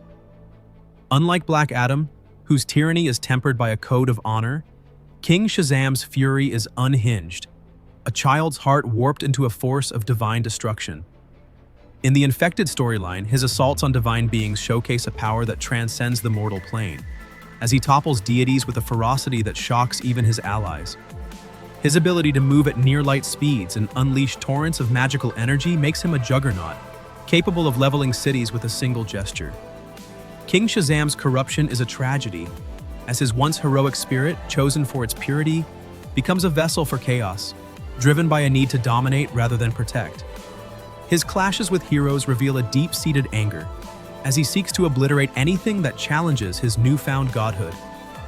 King Shazam's story is a chilling warning of what happens when a hero's heart is poisoned, transforming a champion of light into a god of destruction. His relentless drive to assert his dominance, coupled with his divine powers, makes him a foe who threatens not just Earth, but the very fabric of the Divine Order, a dark reflection of Shazam's potential for catastrophe. Black Flash. Black Flash, the personification of death for speedsters, is not a villain in the traditional sense, but an inescapable force of the Speed Force, ensuring that even the fastest heroes cannot outrun their fate. First appearing in The Flash number 138, 1998, Black Flash is a grim reaper for those connected to the Speed Force, like Barry Allen, Wally West, and Johnny Quick, appearing at the precise moment their lives are destined to end. Unlike other DC death entities, such as Necron or the Black Racer, Black Flash operates without malice or emotion, serving as an enforcer of cosmic law. Its powers are as boundless as the Speed Force itself, allowing it to move at infinite speeds, exist outside of time, and match any speedster step for step. A single touch from Black Flash strips a speedster's life force, returning them to the Speed Force from which their powers originate. In Crisis on Infinite Earths, 1985, it claims Barry Allen after his heroic sacrifice, and it pursues Wally West when he briefly merges with the Speed Force. Its presence is a constant shadow over every speedster, a reminder that their incredible speed cannot defy mortality forever. Black Flash's impartiality makes it uniquely terrifying, as it cannot be reasoned with, bargained with, or defeated permanently. Even if temporarily repelled, it always returns. Its skeletal, blackened form, a perverse mockery of the Flash's vibrant costume, strikes dread into the hearts of those it hunts. Unlike villains who seek power or revenge, Black Flash's purpose is singular: to maintain the natural order, ensuring no speedster lives beyond their allotted time. Its role in the DC multiverse is a haunting testament to the limits of even the greatest heroes, a force that embodies the inevitability of death. Black Flash's relentless pursuit, coupled with its ability to appear anywhere and anytime, makes it a foe that challenges speedsters not with combat, but with the inescapable truth of their mortality. All right.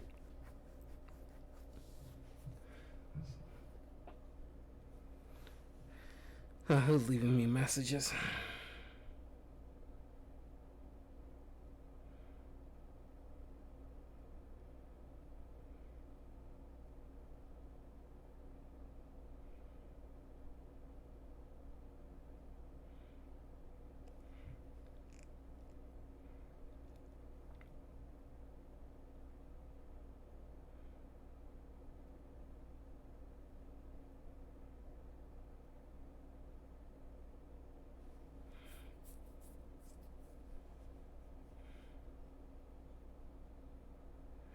Sorry. Got a business calls. I'm taking care of this while I'm doing this.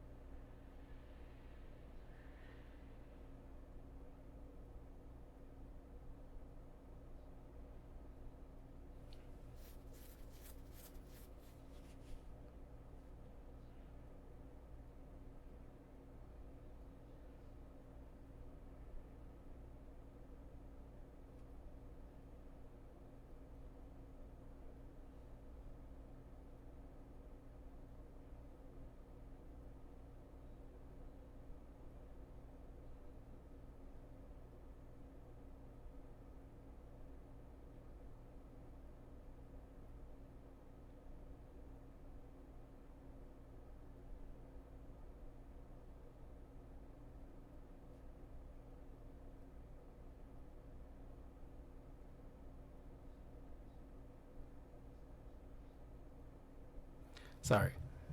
Business. Okay. Got through the DC years. Let's go through the specific ones. Every evil Batman. The Red Death was a twisted version of Batman from Earth -52, born out of Bruce Wayne's deepest fears and ultimate desperation. In his world, Bruce once fought crime alongside his loyal Robins, but as the years passed, they all fell in battle, leaving him shattered. Their deaths drove him to abandon his principles, pushing him to adopt brutal and extreme methods. When Earth -52 rocked on the edge of destruction, Bruce became desperate. He turned to his universe's Flash, begging for the Speed Force powers to save their world. But Flash refused. Fueled by grief and rage, Bruce used stolen weapons from the Rogues, knocked Flash unconscious, and chained him to the Batmobile. He drove them both into the Speed Force, with the vehicle modified using the Cosmic Treadmill. The collision fused them into one being. Bruce gained Flash's speed and a dark connection to the Speed Force, while Barry's consciousness was trapped within him. Not only this, Bruce even slaughtered his Rogues Gallery as the Red Death, ignoring Barry's pleas to stop. Yet despite his newfound power, he failed to save his collapsing world. In his despair, he was approached by the Batman Who Laughs, who promised salvation by joining Barbados Dark Knights and falling the multiverse into darkness. Desperate for a purpose, Bruce accepted, becoming the Red Death. After arriving in the Central Multiverse, Red Death unleashed chaos, creating a Speed Force storm in Central City, which aged people to death in seconds. He even targeted Barry Allen's loved ones, but was stopped by the Flash. Later, during the Justice League's hunt for Nth Metal, Flash was trapped in Red Death's Batcave, a death trap filled with Flashmobiles and countermeasures against speedsters. Despite the odds, Barry managed to escape. Red Death's downfall came when a positive energy hit him, altering his appearance and allowing Barry Allen of Earth -52 to regain control of their shared body. Overcome with guilt for Bruce's actions, Barry joined Prime Earth's Flash to fight the Dark Knights. However, the Batman Who Laughs revealed they had anticipated Red Death's betrayal. The positive energy within him was a death sentence, causing him to explode in a brilliant flash of light, ending his torment. Well, the Red Death embodied Bruce's darkest fear, losing his family and failing to save those he loved, becoming a twisted nightmare of speed and despair. The Merciless. The Merciless was a fearsome, fully corrupted version of Bruce Wayne, a Batman who had lost everything, including his soul. Born from Earth -12, this Bruce gained the powers of Ares, the Greek god of war, after wearing the War God's helmet, a cursed artifact that amplified power 100-fold, but came with a greedy hunger for battle. Once a warrior of justice, Bruce became a god of war, ruthless and unstoppable, abandoning mercy in favor of absolute victory. It began when Ares freed a devastating war, creating a helmet to support his strength. For 2 years, Bruce and Wonder Woman fought side by side to end his reign of terror, bound by their mission and love. Together, they finally tore the helmet from Ares, but the battle turned grim when Diana was struck down. Believing she was dead, Bruce was consumed by grief and rage. Ignoring Diana's warnings about the helmet's corruption, he put it on, thinking he could wield its power justly. Then the power overwhelmed him. Bruce killed Ares, but became something far worse, a merciless warrior who saw his old values as childish. When Diana revealed she had survived, she tried to save him, but Bruce, now fully consumed by the helmet's influence, chose power over love and killed her. From there, his rampage began. First, he destroyed villains, then he slaughtered heroes who tried to stop him. He waged war on the world, and soon, no one was left to stand against him.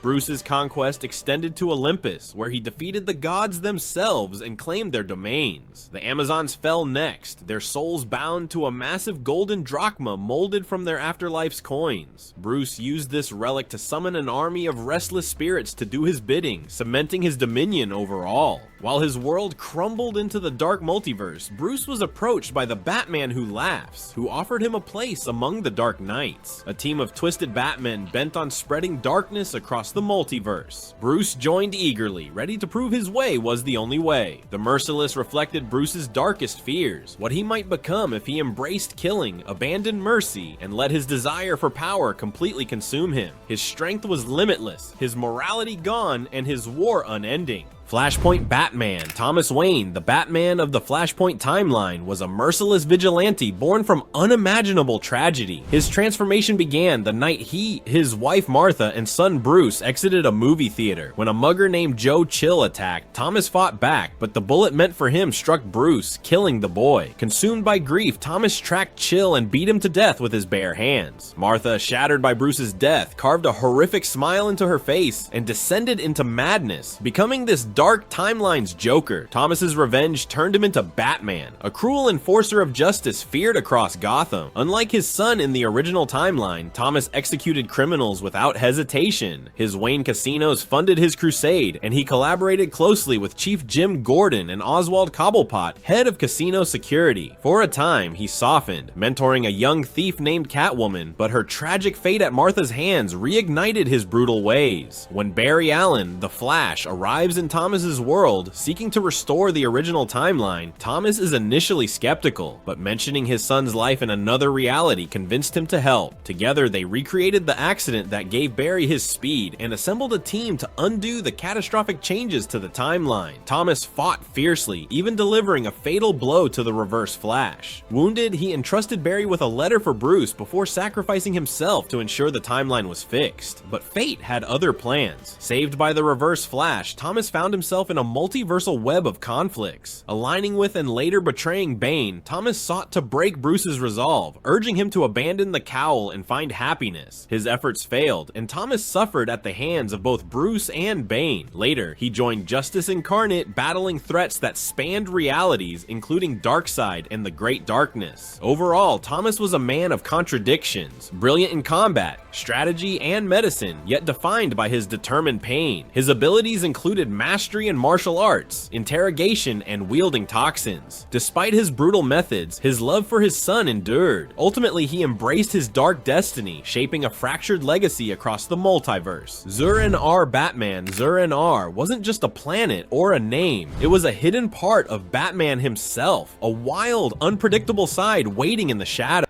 Honestly, I love how DC utilized the Zur-En-Arrh persona in recent years. You can check out my comic review of the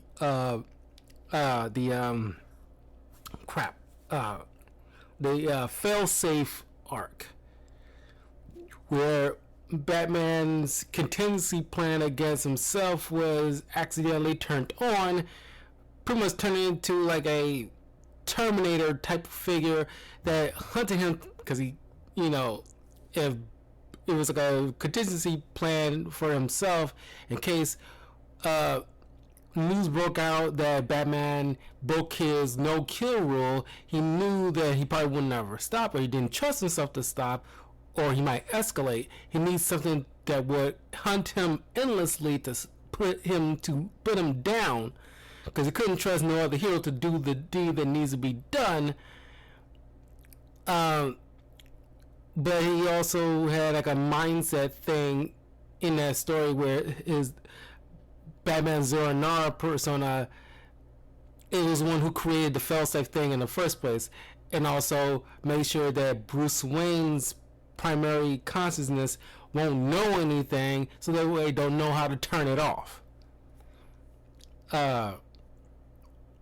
It was a whole thing. You can check out my Batman Failsafe story comic review, so you can get the full details there. But it was an amazing arc.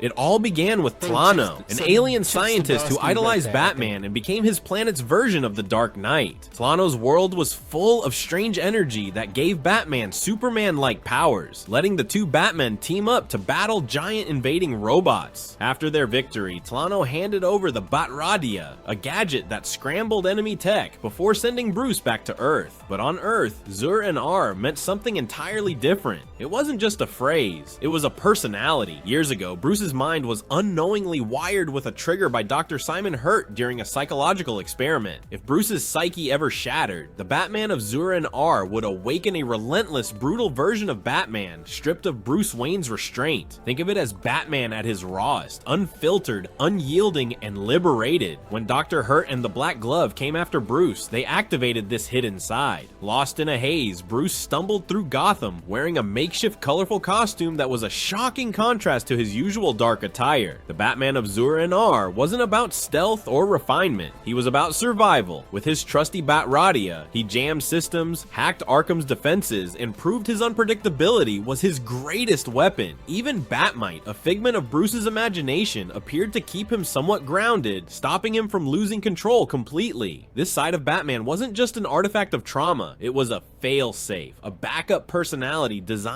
by Bruce himself to keep fighting no matter what. This version resurfaced in later battles, like when Bruce faced Failsafe, a deadly robot he had built to stop himself if he ever went rogue. Across the multiverse, every Batman carried their version of Zur-En-Arrh, proving it was as much a part of the legend as the bat signal or the cowl. The showy costume, the insane edge, it wasn't just style, it was survival, whether battling robots on alien planets or tearing through Gotham's darkest nights. The Batman of Zur-En-Arrh proved that even Batman's limits had no limits. Owlman, also known as Thomas Wayne Jr., was a terrifying force of nature on Earth 3. Born into tragedy and molded by justice, he became Batman's dark reflection. In this twisted world, Batman's reign continued. Whether in comics, animated series, or video games, Owlman remains a dark mirror to Batman, a chilling reminder of what could be if the Bat's resolve ever crumbled. The Devastator.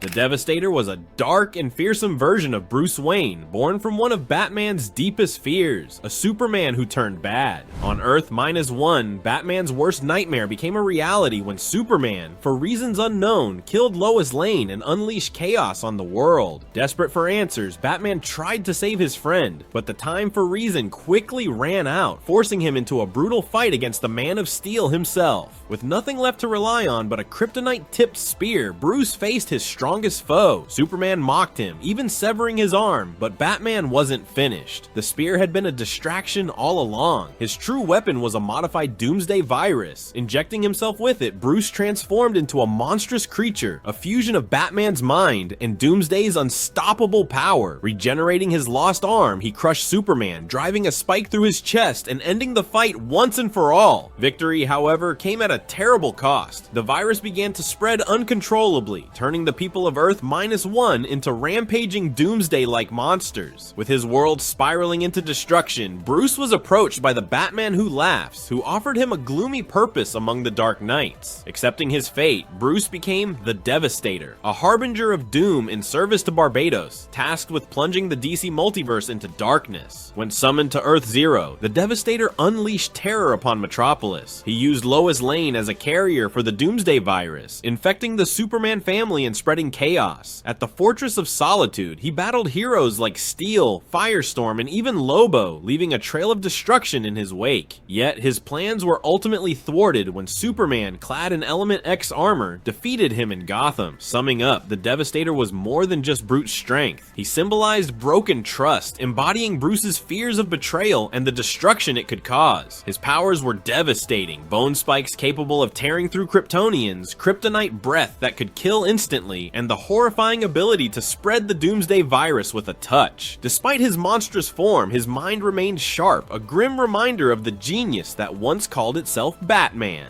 The Batman Who Laughs. The Joker of Earth 22 was a threatening and twisted force from the dark multiverse, an alternate reality destined for destruction. His story mirrored the Joker we turning him into a nightmare. His actions, though brief, rippled across the multiverse, showing that even in death, his chaos would reign supreme. His story is a haunting reminder of how far madness can push even the strongest hero. Final Bruce Wayne from the dark multiverse, became something far beyond human. They also had like the Dawnbreaker, where a young Bruce Wayne got the, was found by a Green Lantern ring, got it, used it to kill Joe Chill, but then got corrupt, his willpower overridden its will, and he ultimately killed like Jim Gordon and a lot of the Lanterns and the Guardians, and became Dawnbreaker. And then also the Drown, where it's like a female Bruce Wayne who was going up against a female Arthur Curry, who was planning on attacking the surface world via Atlantis, and the male version of Catwoman who was in a relationship with who instead of Bruce was called Bryce Wayne, and she felt tragedy, you know, combined her DNA with Atlantean DNA in order to kill that female Arthur Curry, and like it spiraled from there. They also the murder machine, which is cybernized Bruce Wayne after losing Alfred because of his rogues. His mind got transferred into kind of like Cyborg, but for Bruce Wayne, but fully embracing it, and then took out his enemies and just spiraled from there, and he became Murder Machine. They forgot to include those particular ones. Oh, and then the Punisher version of Batman, not the actual Punisher, but fans called him pretty much Punisher Batman, who embraces the guns rather than learning the skills to be Batman. He just become like a fully,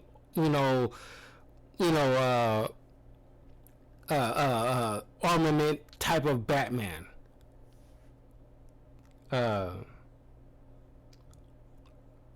So we got one that embraced the Court of Owls, one who took on Lex Luthor's mechanics. I guess this one, I'm not sure. Maybe it's fully embracing the League of Shadows. I guess, I don't know. One fully embracing Bane and Mr. Freeze, a caveman, twisted Batman. I don't know. An unstoppable force known as Batmanhattan. His journey started when he discovered the Comedian's Button, an artifact radiating mysterious, powerful energy. Driven by his endless curiosity, Bruce attempted to replicate that energy using an intrinsic field generator. But as he stepped into the machine to investigate a malfunction, the Batman who laughs, Ever the Schemer, sealed the door and activated it. Bruce's body disintegrated in an instant, scattered across existence. Yet he refused to let death claim him. He reassembled himself over months, molecule by molecule, emerging with godlike powers akin to Dr. Manhattan's. Before he could fully comprehend his transformation, the Batman who laughs struck. Using an energy blade, he lobotomized Bruce, leaving him disoriented and bound to his will. The once brilliant mind of Bruce Wayne was trapped, reduced to a weapon the laughs could wield in his dark crusades. For a time, Bruce's existence was hidden, a secret alternative. When laughs aligned with Perpetua to reshape reality, Batmanhattan was revealed to the Dark Knights. His immense power, a terrifying trump card. After Wonder Woman defeated Laughs, the Dark Knights executed a wicked plan. They replaced Bruce's mind with that of the Batman who laughs, creating a being with near unlimited power and unthinkable cruelty. No doubt Batmanhattan's abilities were godlike. He could rebuild himself from nothing, reshape matter, and disintegrate enemies in a blink. His mind saw the multiverse's threads and everything that was or could be. Time was meaningless to him. He could manipulate his form, move incredibly quickly, and even plant thoughts in others' minds. Yet his lobotomized state left him vulnerable, an unwilling puppet locked in a perpetual grin, doing only what others commanded. Marked with the hydrogen atom symbol on his forehead, Batmanhattan's existence mocked the original Dr. Manhattan's legacy. A fusion of intellect and raw cosmic power, Bruce became the ultimate amalgamation, a corrupted echo of the man he once was and the god he could have been. At last, he stood as a dismal testament to the endless tragedies of the dark multiverse. A mind shattered, a soul bound, and power twisted into an instrument of destruction. Is Batmanhattan a true cosmic force, or just a puppet of the Batman who laughs? Alright.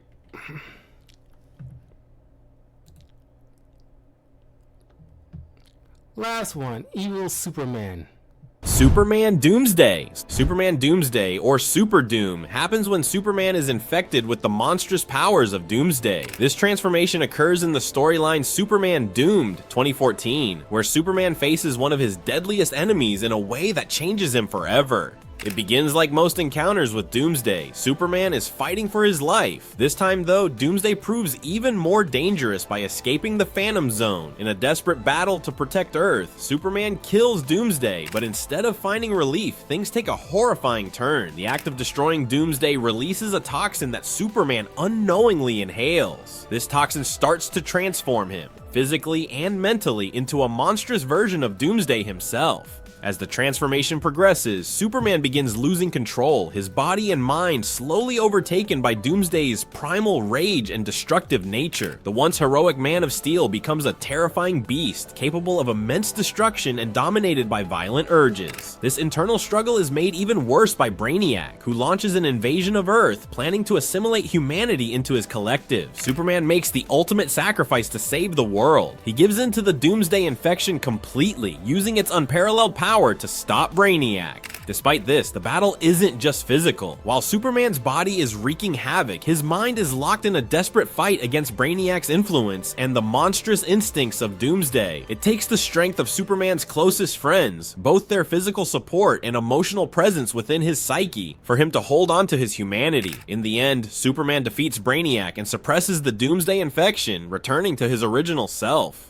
I must say, Super Doom is a chilling twist on the Superman mythos, showcasing a hero's struggle against external enemies and the darker forces threatening to consume him from within. With the combined powers of both Superman and Doomsday, super strength, flight, invulnerability, and the terrifying ability to adapt to any weakness, Super Doom is an unstoppable force. Yet the battle for his soul truly defines this version of Superman, proving once again that his greatest strength lies in his unyielding will and the connections he shares with those who believe in him. The Last Sun. When Superman turns dark, his immense power becomes a terrifying weapon. One of the most chilling examples of this is The Last Sun, a corrupted version of Kal-El created by the Batman Who Laughs. Introduced in Dark Knight's Death Metal, The Multiverse Who Laughs Hashin on 2021, this twisted variant combines Superman's Kryptonian abilities with the devastating force of a living star. The Last Sun story begins much like Superman's. Krypton explodes and he's sent to Earth as a baby, but the darkest night manipulates his journey, ensuring his ship passes through thousands of suns before reaching Earth. This overdose of solar radiation warps Kal-El into an energy-feeding monster. By the time he arrives, he's no longer the hopeful hero we know, but a destructive being driven by the hunger to consume and obliterate everything in his path.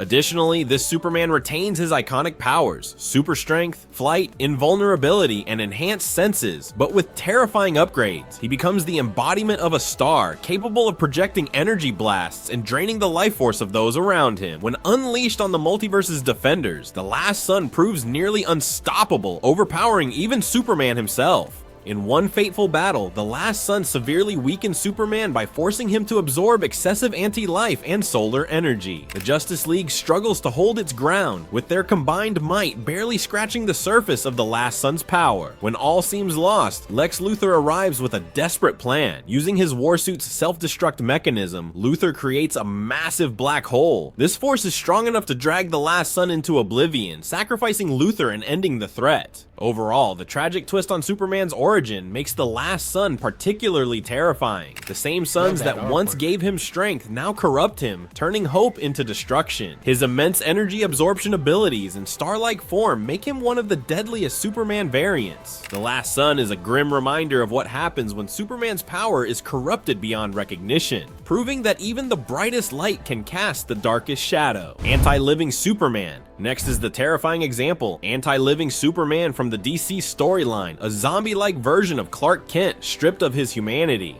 The deceased universe begins when the anti-life equation unleashes a techno-organic virus, infecting billions. This virus erases free will and intellect, replacing them with a single goal: to spread anti-life and destroy everything living. Tragically, Superman falls victim to the infection after a fight with a possessed Flash. Without compassion and a sense of right, he becomes an unstoppable destruction force driven by rage and hunger. Beyond this, Anti-Living Superman retains all his Kryptonian abilities: super strength, flight, invulnerability, and enhanced senses. However, his infection amplifies his threat level as he lacks moral restraint. Unlike traditional zombies, those infected and deceased don't crave flesh. Instead, they exist solely to eradicate life. This makes Superman even more dangerous, as his unrelenting hunger for destruction is combined with his immense power. In one of the most haunting moments, Anti-Living Superman tries to absorb the sun itself to fight the Green Lantern Corps sent to stop him. Realizing Realizing they can't defeat him, the Lanterns make the unthinkable decision to let the sun die, hoping to freeze the virus by extinguishing all life in the solar system. And despite the series being set in an alternate universe, its impact is undeniable. The idea of Superman, once a symbol of hope, turns into a mindless, destructive force that strikes fear in both heroes and readers. The infected Superman is such a monumental threat that no one in his universe can truly stop him, and his fate initially remains a mystery. Later, in the sequel War of the Undead Gods, Superman is eventually cured and reunited with his family. However, the scars of his infection linger, reminding everyone of how close the universe came to total annihilation. The DC storyline draws inspiration from Marvel's Marvel Zombies, which originally planned to feature Superman as its central infected hero. Instead, DCeased reclaims that horrifying concept, proving that even Superman, under the wrong circumstances, can become one of the greatest threats to life itself. Ultraman. Superman has faced countless dark versions of himself, but Ultraman stands out as one of the most menacing. Introduced in Justice League Vol 2, #23, 2013, Ultraman hails from Earth 3, a parallel universe where good and evil are reversed. Unlike the heroic Kal-El, this version, Justice Superman. In the Injustice storyline, Superman becomes a tyrant after a horrific event that changes him forever. The Joker tricks Superman into thinking Doomsday is attacking, leading him to accidentally kill Lois Lane and destroy Metropolis with a nuclear bomb. Devastated by the loss of his wife and child, Superman snaps and kills the Joker. This marks the beginning of his descent into darkness. Superman forms the Regime, a strict regime of justice, where he enforces his twisted idea of peace and order, no matter the cost. He becomes a brutal ruler, willing to murder anyone who opposes him, including his former best friend, Batman. Moreover, Superman's powers are no different from those of his regular counterpart in this alternate universe. Thanks to the yellow sun's radiation, he still possesses superhuman strength, the ability to fly, enhanced senses, and invulnerability. He's incredibly strong, easily lifting massive objects and defeating powerful opponents. His speed rivals the fastest beings, moving faster than sound or light and reaching incredible heights in seconds. Superman can also heal acceleratedly, recovering from injuries much faster than any normal human could. However, the most dangerous ability of Injustice Superman is his mindset. His grief and anger have twisted his sense of justice. He believes that by controlling everything and eradicating crime, he can create a perfect world, no matter how many people he has to kill to achieve it.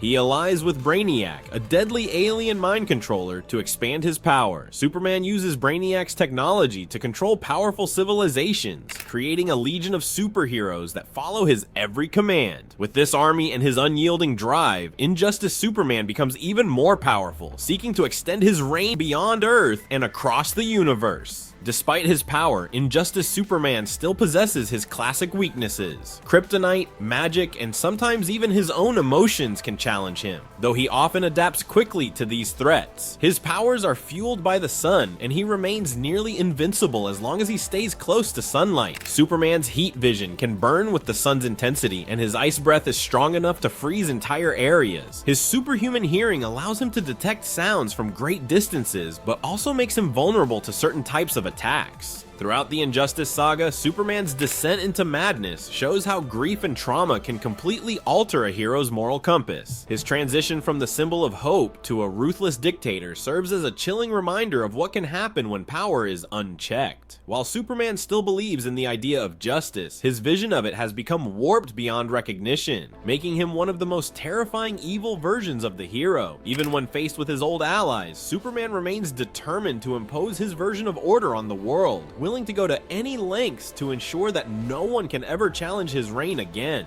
This version of Superman is a prime example of how even the greatest of heroes can fall when pushed to their...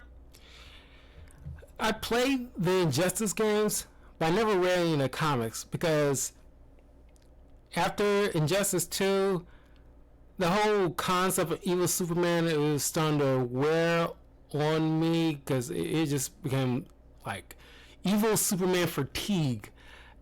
It's like, you know, especially with like The Boys and then with Invincible, evil Superman has just been ran into the ground.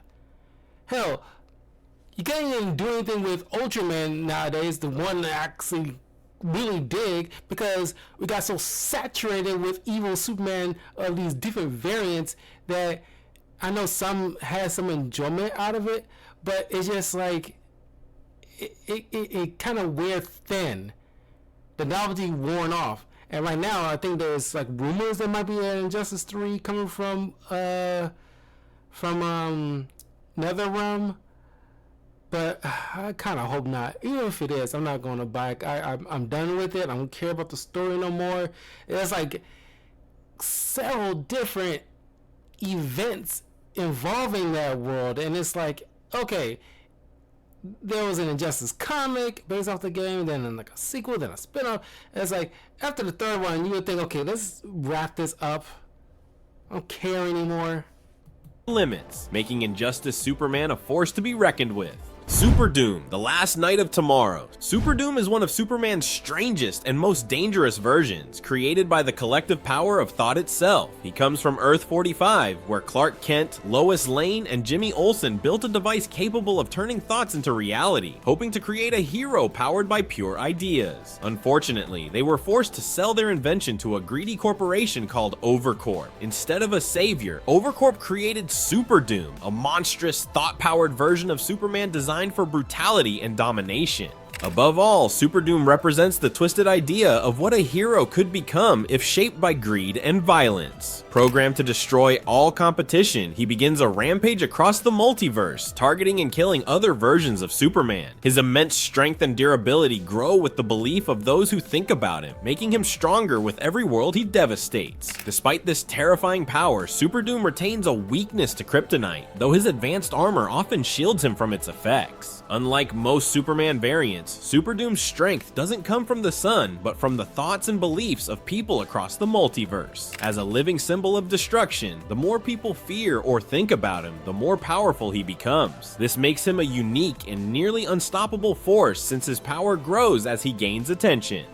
He also uses transmitter cubes to jump between universes, ensuring no version of Superman is safe from his wrath. Even though Super Doom has recently allied with Injustice Incarnate to help protect the multiverse, his true nature remains questionable. His origin as a product of corporate greed and his history as a relentless engine of destruction leaves little doubt about his dangerous potential. At his peak, he defeated multiple Supermen, showing just how powerful belief and fear can make him. Super Doom is a chilling example of good intentions gone wrong. A creation meant to bring hope was twisted into a nightmare by corporate ambition, turning him into one of the most unique and threatening versions of Superman. His existence warns about the dangers of unchecked power and the influence of destructive ideas. Superboy Prime. Superboy Prime is one of the most powerful and dangerous versions of Superman, hailing from Earth Prime, a world where Red Sun Superman. Finally, we have the Red Sun Superman, a unique version of the iconic hero from an alternate universe where his life takes a drastically different path. Instead of landing in Smallville, Kansas, Kal-El's spaceship crashes on a collective farm in Soviet Ukraine. Raised by communist workers, he becomes a loyal enforcer of Stalin's regime, embodying the ideals of the USSR rather than the American dream. This version of Superman becomes a powerful weapon for communism, spreading its global influence. Despite being part of Stalin's oppressive system, Red Sun Superman isn't purely evil. Throughout the story, he struggles between his loyalty to the Soviet Union and his deep sense of justice. At times, he acts like a big brother figure, controlling the world to maintain order, but his actions stem from a desire to create what he believes is a better society. Over time, his internal conflict pushes him to question his methods and the regime he serves. Unlike many other evil Supermen, he eventually redeems himself. But the turning point comes when Brainiac, initially an ally, betrays him and emerges as the story's true villain. This betrayal forces Superman to confront his mistakes and ultimately step back from his role as the USSR's enforcer, reclaiming the heroic qualities we associate with the traditional Superman. Now let's talk power. Red Sun Superman possesses the same incredible powers as the original: superhuman strength, flight, heat vision, X-ray vision, and near invulnerability. Thanks to Earth's yellow sun, these abilities make him an almost unstoppable force, whether fighting for the USSR or battling foes who challenge his regime. However, like all Kryptonians, he remains vulnerable to kryptonite and magic. To sum up, while this version of Superman starts as a dangerous figure for democracy, he stands apart from other evil supermen like Overman or Injustice Superman because he finds redemption. Ultimately, he rejects his villainous path, returning to the core values of hope and justice that define the character. This story showcases how even the most seemingly corrupted version of Superman can rise above his circumstances, proving that the symbol of Superman is ultimately about the triumph of good over evil. Okay, that was all these evil variants of these different superheroes. That was a lot, but I was just really wanting to cover all of these because there's a theme here I wanted to continue on in one video. But leave a comment below. Let me know what you guys think. Which version of an evil superhero that was your favorite? Because I really like the Crime Syndicate variants in terms of my favorite ones. I'm not sure if they have like an evil version of Spider-Man. I'm pretty sure they do. But, well, technically, Superior Spider-Man is like evil variant of Spider-Man, so, you know. But, I don't even want to count Kane as like an evil variant of... He's more like an anti-hero of Spider-Man. But there is like one where... one where he's like when he got bit by the spider as a young kid, he was, was abused and he turned into a bit of like a serial killer. I guess that counts. But it didn't do much with him because he got killed by the inheritor, Morlun, and, so it's not really that much of a loss there. And of course, there is the Maker, the evil version of Mr. Fantastic, that's really good. But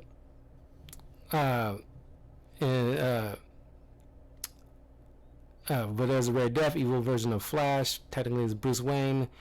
But anyway, leave a comment below. Let me know which one is your favorite, and I will see you guys in a bit.